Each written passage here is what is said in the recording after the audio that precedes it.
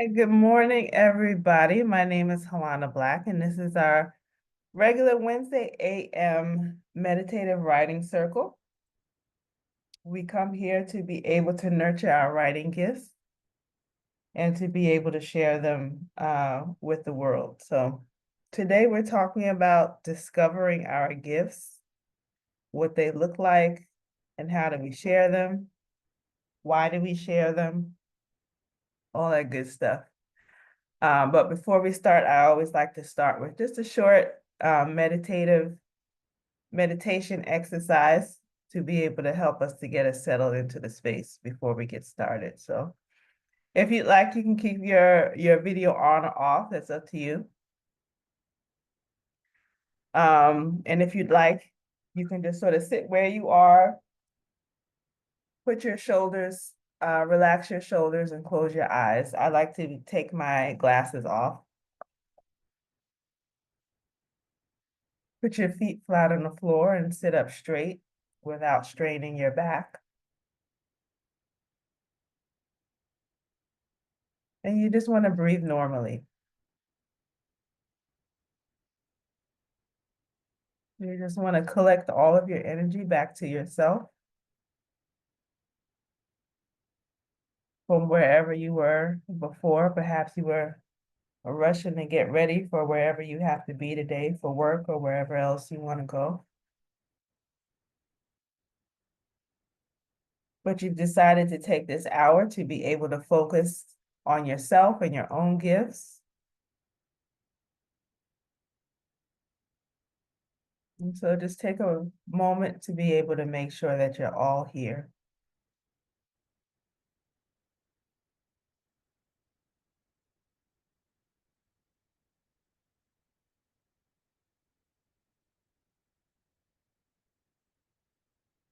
When you're ready, you can open your eyes.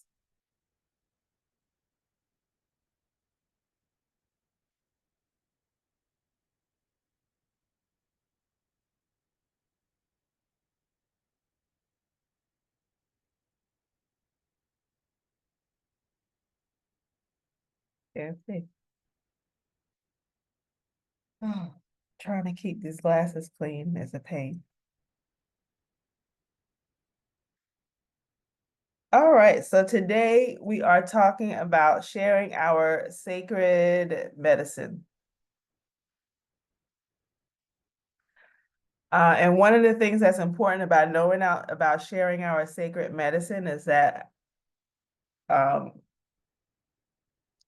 your sacred medicine also often comes from some of the greatest challenges that you experience in your life. It can come from other places, but oftentimes we find that our medicine, our gifts, our talents, the things that we are meant to be able to share, our lessons that we share with other people often come from our greatest challenges. Um, and so that is an opportunity for us when we come to the other side of that, or even when we're going through it, it allows us an opportunity to be able to share those things, those lessons with other people. So if you have your notebook out, your journal and a pen, I can offer us our first journaling question, and we'll have about 7 minutes to be able to write on the topic. And so the first question is, what is a pivotal moment or challenge in your life that shaped who you are today? What is a pivotal moment or challenge in your life that shaped who you are today? And of course, I'll put it in the chat so you can read it.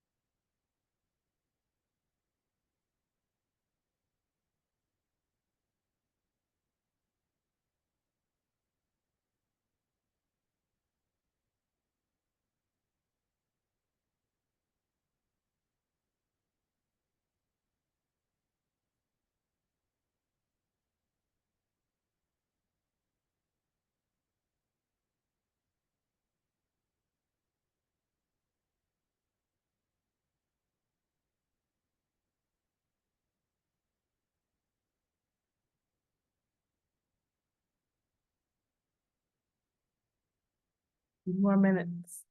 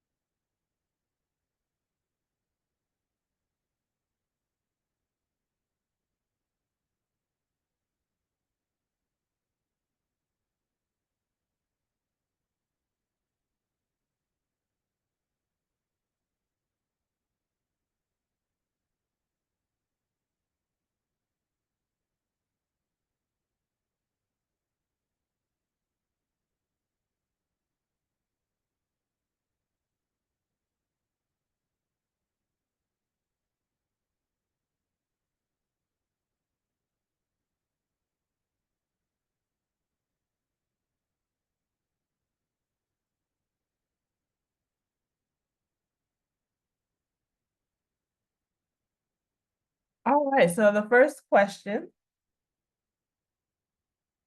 what's a pivotal moment or challenge in your life that shaped who you are today? And the way it works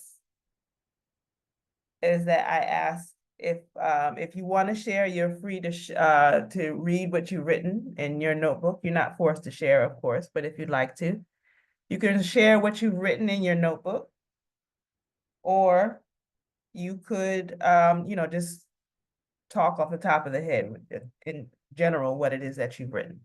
Either one is fine. So, would anyone be interested in sharing their thoughts this morning?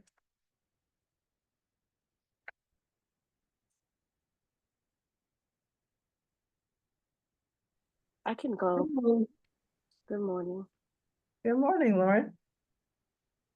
So I talked about witnessing like my mom take care of everyone and everything from the time that I was born, so probably even before that. But just witnessing her do that her entire life, and kind of like seeing how it affects her in both like positive and negative ways. And like her a lot of the time like sacrificing her body, her mental state, her happiness for everything and everyone else, and how this has influenced me, like as I've grown up, like having that mindset when I was younger, like in my 20s, kind of just staying at jobs that I didn't like and doing things for people that, because I felt bad for like not helping them out with something, and how that like shaped me, and as I've gotten older, like entering into my 30s and like just seeing how other women, like in online communities like Exodus Summit, how that has impacted, having that thinking has impacted them, and how I don't want that to be my story, like as I continue to age. So yeah, just like those, that has been like a pivotal moment, just witnessing my mom do that and be that person, and like respecting her for it, but like not wanting that to be my story, and how that's like shaping the experiences that I'm having now and like the decisions that I'm making. Mm. I love that. And for a lot of us, we look to our mothers as our examples for how it is that we want to be able to live our lives. And what I found, because I wrote about something similar, and what I found to be interesting is that even though I said in my mind I wouldn't be like her, like I remember particularly as a teenager, I'm never gonna be like my mother, never gonna be like my mother. I wound up repeating a lot of her same mistakes, plus my own, extra mistakes, so, eventually we get to a point in life where we have to learn, and hopefully we have an opportunity to be able to turn things around for ourselves. So, but that it's good to be conscious of that behavior. You see the behavior that you don't necessarily want to repeat in yourself. Um, and so you make efforts to be able to not have to do that with yourself. Thank you, Lauren. Cynthia, did you want to say something?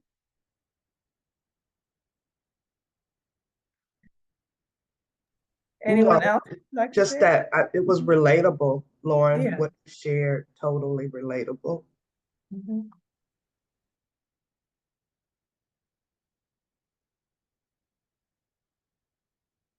Would anyone else like to share what they've written? I'll just share quickly. There was a moment for me when I had a job and I got formally counseled because they said I was laughing too loud and I was unprofessional. Because I was always laughing and full of joy. And seriously, right?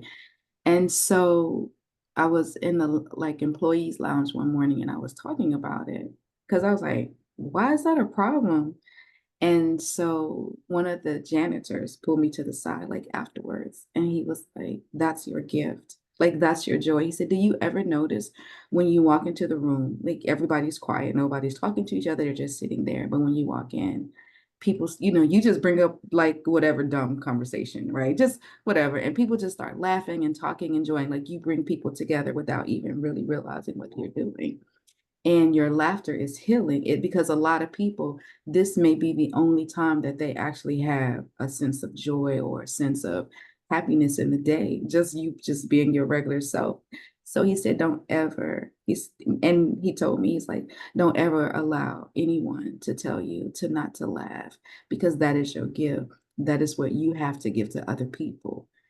And I was like, a gift, like laughing is a gift. And it is like being the ability to, like, no matter whatever happens to you, to find not just the humor in things, but laughter is healing. Like laughter, it's a medicine and it's contagious. If kids are laughing, you don't even have to know why they're laughing. If they're having like a good belly laugh, you start laughing too, or you're in a room with people, right? So if I got to be contagious and I have to have something to give, I'm gonna give you my laughter, I'm gonna give you my joy. So that was kind of my pivotal moment for that. And I just made a decision that I would never, no matter where I am, allow anyone to steal that part of me. Mhm. And I can attest, I know when Cheryl's around, when I hear that laugh, I love her laugh.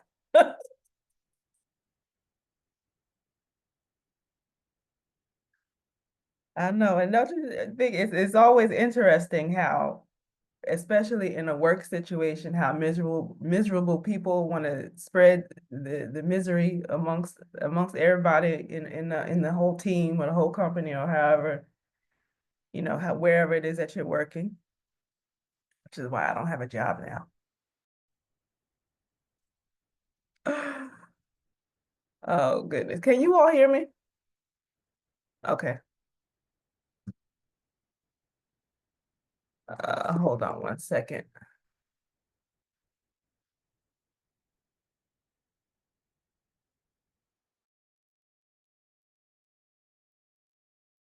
Can you hear me now? Okay. I don't know what Zoom is doing. It's giving me a bunch of messages. But yeah, miserable people like to bring out the misery in everybody. And Cheryl, you were doing too much with all that joy.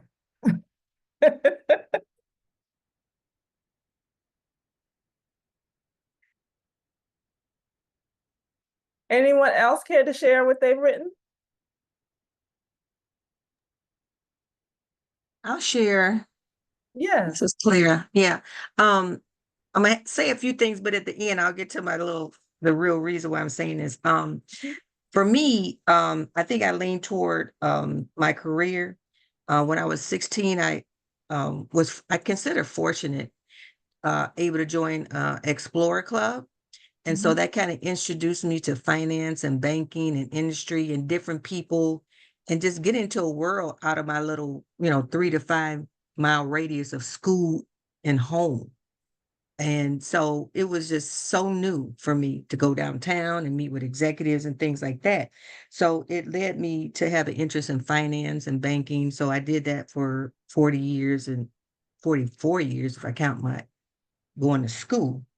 And then I also was part of an inroads program in Chicago that provides support and training throughout college and everything. Again, just that exposure. And I was never really afraid to talk to people, but it was different.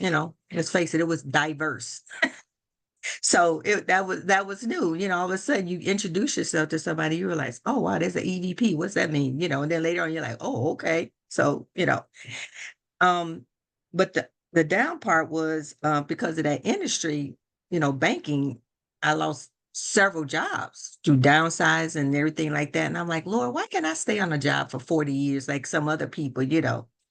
But I learned that was not my destiny because on every job I met people that have now become like really good friends. And in each of those situations, I had opportunities to encourage people, to testify, to have Bible studies and things like that. So it became more enriching, not just getting a new job or being promoted, but Lord, I would say, what would you have for me to do? And people were drawn to me. They thought I was, as a um, I would train people. They would always say, Claire, we're going to put them with you. You train because I'm a good listener. I like to think, and people just felt comfortable with me. So at one of my churches, I actually became what they call an encourager. And that's just praying for people and supporting people and helping them, you know, through their day. And so I just realized, I said, even though we all have different walks of life and be in different industry, I learned no matter where you are, you still can encourage people. You can still love on people. And so not just go to work just to do the job, but how can you make maybe life better for somebody else that might be going through something? And so I really was grateful later on to realize I have a place, not just to go and punch a clock and things like that, but to be a help for somebody else. And have some friends that I've been friends with now for over 40 years, and I just count that as a blessing.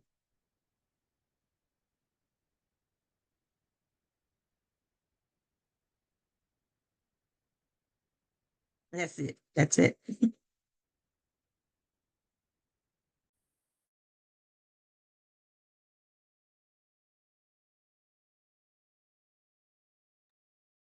Seems frozen. Is it frozen? Is it frozen? Yeah, I think we just lost Halona. Yeah, she's gone. She said she was having problems. Well, we're still here. She'll probably get back in. Never seen the host kicked out. I guess we go on to anyone else That until she sounds gets good. back.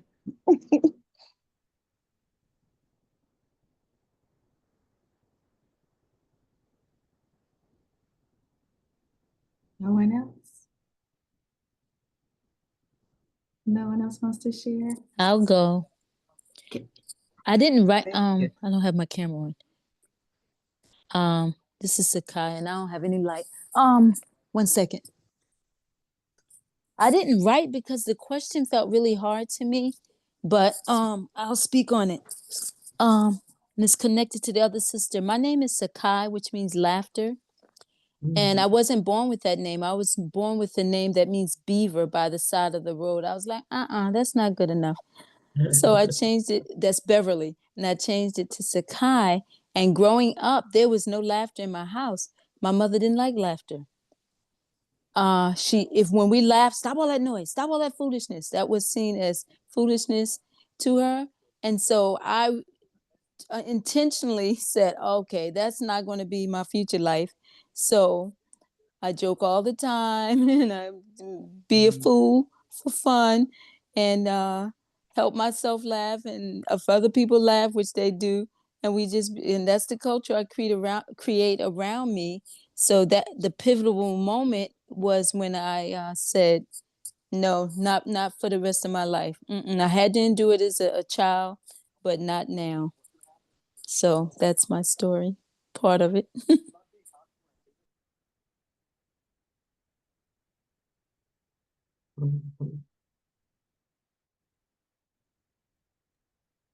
Wow, that's beautiful. Thank you for sharing.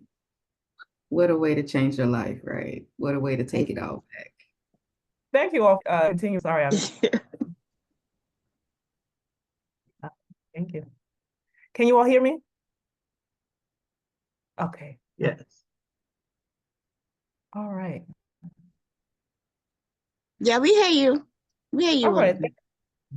okay. Thank you so much. All right, we can move on to the second question. Let's see. Um, let's see, which one should I do?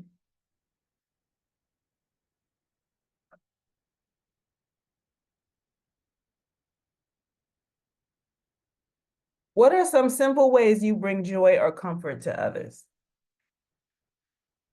What are some simple ways that you bring joy or comfort to others?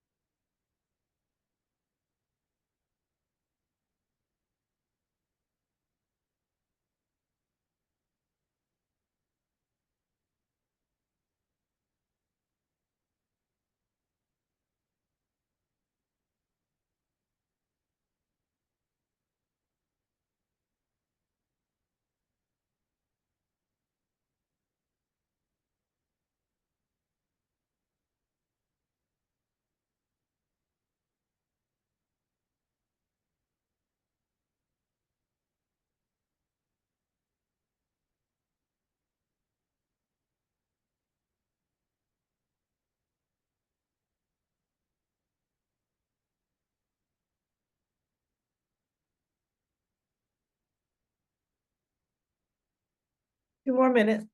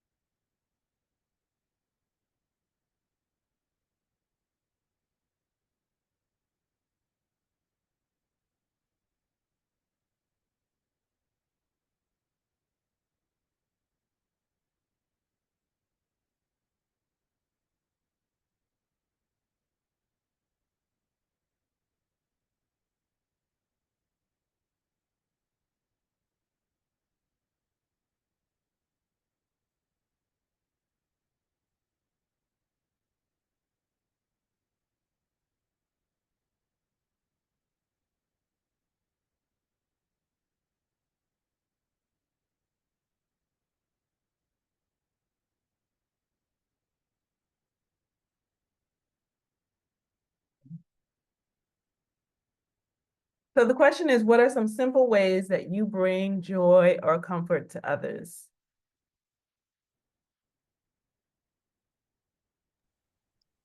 Who I would like to share can first? I can speak on this. First of all, Sure. Halana, today's topic is so close to my heart, and I'm glad we're speaking on this. I am actually a life coach and visionary strategist. And what I do is I help Black women reconnect to the dreams and the visions that they had before life circumstances derailed it all. So this is just totally in my wheelhouse. And part of what I wrote was I am an encourager and teacher. I look to the positive without being judgmental.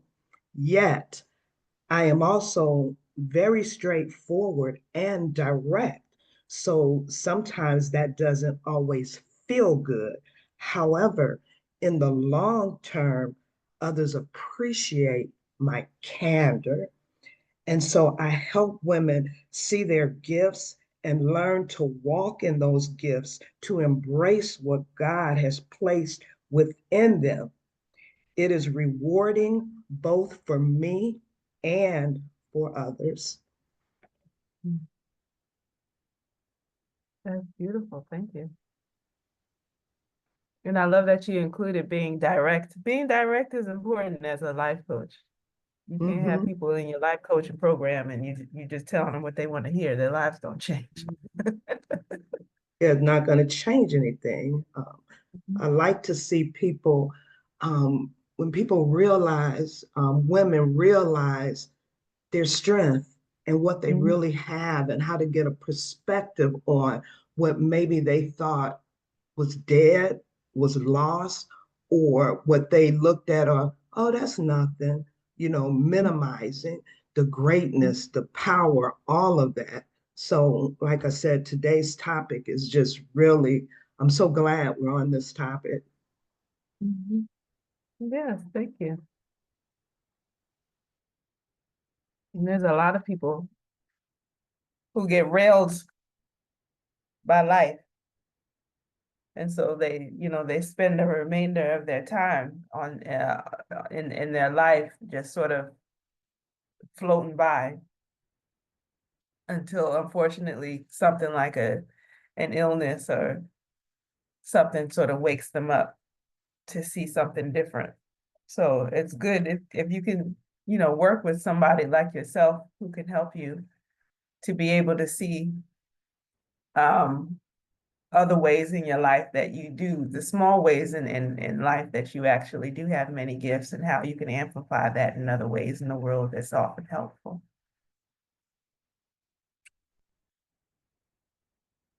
Anyone else?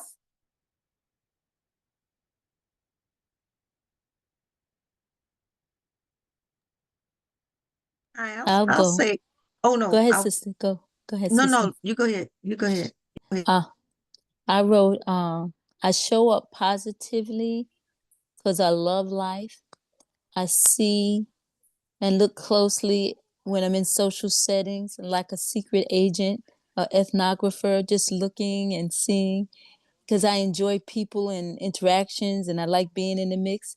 And I make environments light while being available if people want to go deeper, like a comedian, joking, always joking, people laughing, cracking up, but they're really dealing with serious matters of the heart. And that's what I like to do. Mhm. So you show up quietly, just paying attention. Yes. A friend of mine says of me who's known me my whole life, because I used to say I'm quiet, I'm this and that, and not powerful. She said, no, you walk softly, but you carry a big stick. When she said that, I Yeah. didn't know what she meant. Like I didn't know that part of myself. Mhm. That's nice that you have friends like that who could tell you about those things, about stuff that you didn't realize. That's a good friend.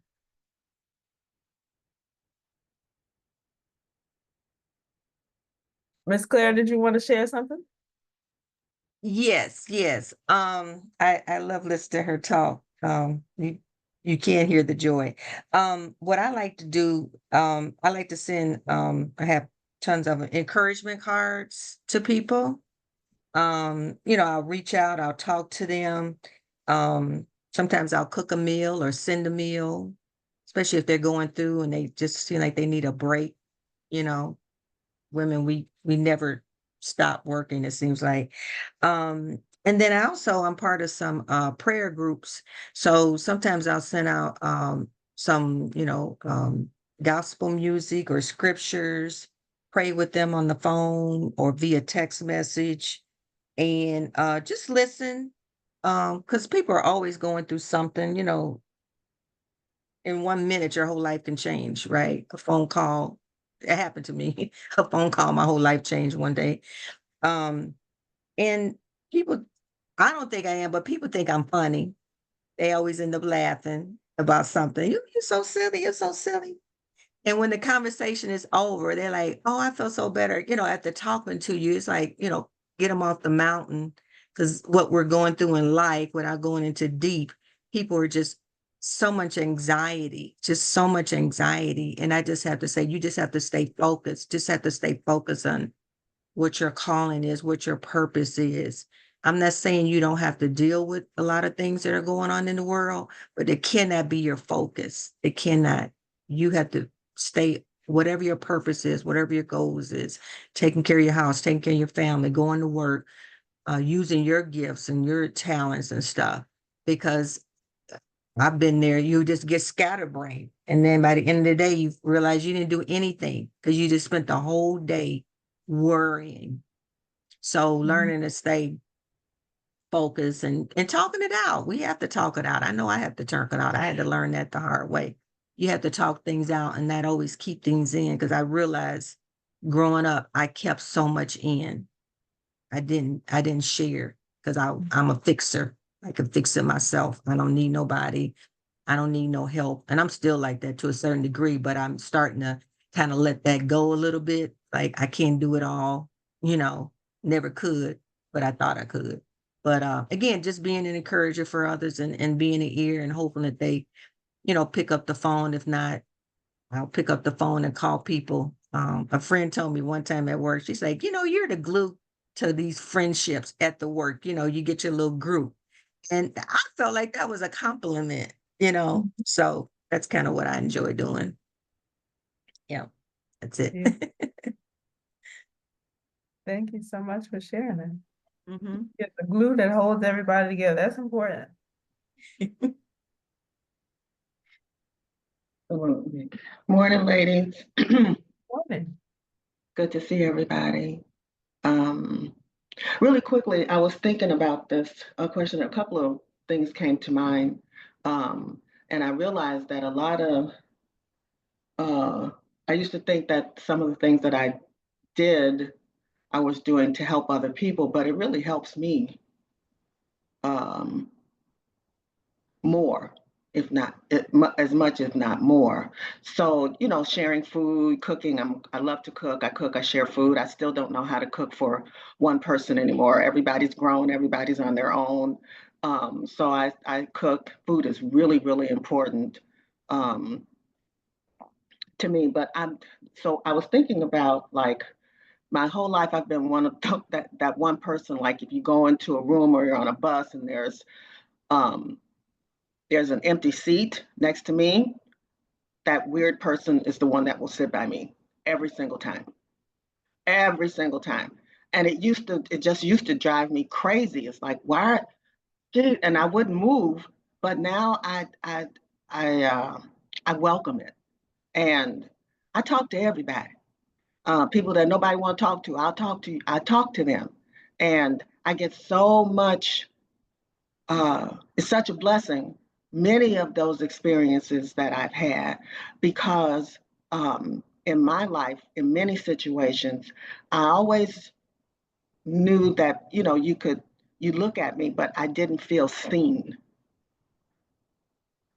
It's really important for me to see people and for them to know that I see you.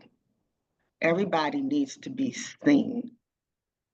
And that doesn't mean, that I necessarily understand you, but I'm looking beyond what you represent. I'm looking beyond that facade, that thing that drives most people away, that crazy person, quote unquote, that sits next to you that nobody wants to be bothered with because of whatever.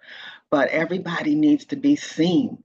Everybody needs to feel like they exist. And in so many places and times of my life, I felt like I didn't. And so that's really important to me. So so that's something I intentionally try to do. Make sure that I see each and every person that I'm allowed to interact with, that I have the privilege of interacting with, no matter what they look like, no matter who they are, no matter where I am. We don't even have to speak the same language, and we can connect. And people know when you see them, you're looking beyond what you think you see, and you can connect heart to heart. And it's changing, so it's just like, it's really important that I leave a loving feeling and the knowledge that you have been seen, at least by me. So, and that brings me so much joy. I hope it does some for the other people, but it's such a gift for me. And there's more people than we realize who are walking around through life who don't feel seen for various reasons. And sometimes it's the people, who are loud and upfront, but there's also, a lot of people, a lot of populations of the world that just get ignored. Nobody speaks to them, nobody talks to them for different reasons. And so that is a wonderful gift, to be able to ensure that people can be seen. Miss Felicia? Hello. Good morning. Just was logging on. Sorry I logged on late, but I just love how much humor and laughter has been brought up in this morning's circle, and especially in a time like we've experienced in the past week. Black women for quite some time now, basically since quarantine, the only voices that I can really pay any attention to is Black women. And everyone else just sounds like wah, wah, wah, like the Charlie Brown voice. Like everybody else sounds like that to me. So thank you so much, sisters, for gathering and testifying. And I guess I'll just share real quick my my response to this second prompt. What are simple ways I bring joy and comfort to others? I said my musicality, my warmth, and my humor, but also my wisdom, discernment, and critical thinking. However, There's also my vivacious vim and vigor. There's my rambunctious resourcefulness and resilience, and my intrepid integrity. So I got into my alliteration bag, as you can hear, but I'm just so grateful for the spirit that y'all are, giving the Zoom room this morning. So just wanted to join in. Thank you so much for sharing that. That's beautiful. And you started off saying musicality. Are you a singer, or do you play music, or? Oh, well, I'm a performer, an interdisciplinary performing artist. And so music is definitely a core value, tool, muse. Prince is my artistic muse. And yeah, everything I do has to involve music, whether I'm actually performing or cleaning up. Like, music has to be involved. Yeah. Yeah. I love that. Thank you so much. So much talent within the group. Thank you so much for sharing that. I wanted to go ahead and give you all the last question before we close the circle for today. It is, imagine living a life where your gifts are fully expressed. What would that look and feel like? Imagine living a life where your gifts were fully expressed. What would that look and feel like?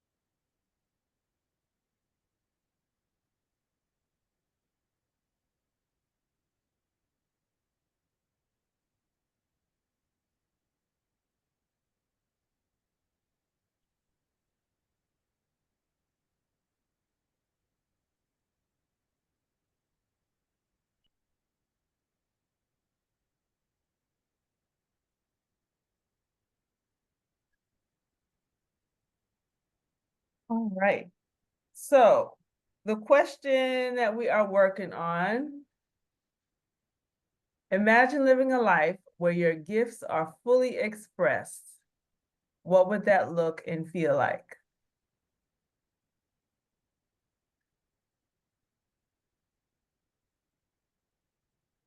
Imagine a life where your gifts are fully expressed. What would that look and feel like? Whoever would like to share, I'd love to listen.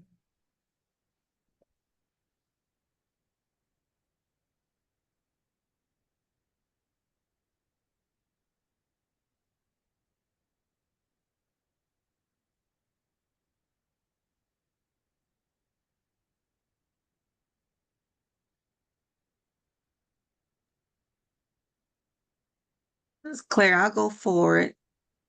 Yes, Claire. Okay. I'll start out by saying, I feel like I'm on a journey now in 2025 because not going into depth, but I felt my life was kind of put on pause for about a year and a half due to some situations. And so I got really disappointed in myself because I wasn't able to move forward. It was up here, but I just wasn't able to move forward. Um so what I want to do is at my former church I was a praise dancer, and I enjoyed that so much, and I missed that. And so I want to hopefully launch where I can well, I need to start practicing more praise dance and maybe visit senior homes or other churches or other entities. So that's really big on my list. I want to use that gift. Um, and then I learned how to crochet, and I actually reached out to a hospital and I want to crochet um, small things for newborn babies and maybe even mothers that have lost their babies, like to create a kit, something that they can take home with them. And then another thing is I do want to take some sewing classes, but I can sew a little. I say I sew a little, but um, sew for myself, do alterations and things like that. And a big thing, this is not necessarily a gift, but the big thing is I'm looking at 30 something books that I want to read this year. So I'm trying to figure out how in the world. And I got books behind me of which I've read most of them, but I feel like I want to reread them again because as your life changes, things have a whole different perspective. Because I've read a book and I'm like, man, I'm getting more out of it the second time around that I did. And when I read, I don't read like a novel. I read like a textbook. I'm highlighting, taking notes, going to reference and things. So it takes me a long time to finish one book. My daughter, she could zip through a book in 2 days. I'm like, how do you read that fast? But she's reading fictions and things like that. I'm like, thing that I read is not everything, but most things I read, at least, yeah, it's Bible based. So needless to say, it's going to have references. I'm just referencing all over the place, so it makes some sense to me. So those are the things I want to do on this journey, and trying not to beat myself up because I had to put things on pause because I just was not ready to move forward. But I'm ready now. That's excellent. So you base your life in service. Yes, Others. I want to give back in some way, and I miss that. I am a member at a church now, it doesn't matter what, but because of the pandemic, just wasn't able to get out, and I miss that so much. I went to my former church this Sunday, and it was just like therapy for me to see people that I've known for 15 years and just the fellowship and an engagement. It was just, I'm like, I need that. I need this. And so I'm trying to figure out how to do this at my current church. In fact, I had approached someone about praise dancing, and then they passed my name to someone else and they never got back to me. So I was a little disappointed. But then I felt God spoke to me and said, that's not what I told you to do. I told you to go out. I'm like, "Oh, okay." You want me to go out and spread that form of worship with others. And my sister's in a like a senior living home. And I'm like, that would probably be the first place I want. Because when I see people my same age can't walk, their bodies are just, deteriorating. And it makes me kind of sad. But I just wanted to bring some joy if I can. Because a lot of them can't get out. They don't go out. If someone doesn't come pick them up, they don't go out. Right. Yeah. I love that. Thank you so much. Thank you. Thanks, Claire. Anyone else? If it's okay, I know we're over time, but I would like to share. Yes, Cynthia. Um, Again, today's topic has just been great. So, in answer to the question, what I wrote is it would feel like massive joy. It would feel like love beyond compare. It would feel like a total and true connection to God. It would look like consistently waking up to teach, pray, and interact with my clients, impacting her in a mighty way. It would look like living in my dream destination with a connection to the people God places in my life. It would look like having my children lovingly around me and perhaps a grandbaby. I love that. That's beautiful. Thank you. That's a full vision.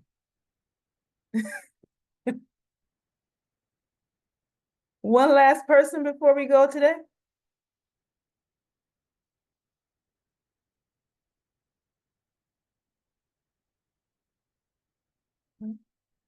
I'll go. Oh, go ahead, I Sakai. want to say, I'm kind of going to answer the question indirectly because I'm not saying what I would be doing because I always say what I'm going to be doing and not doing. I'm just going to say let me look at the question.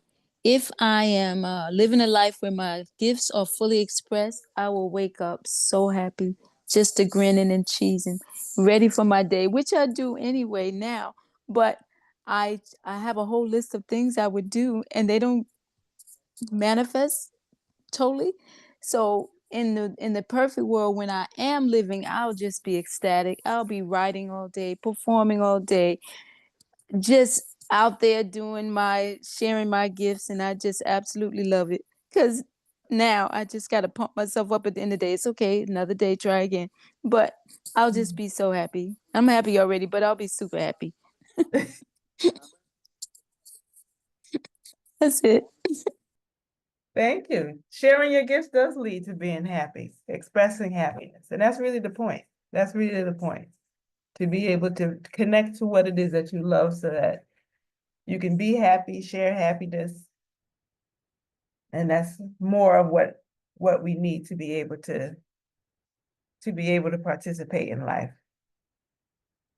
Find ways that we can keep ourselves happy.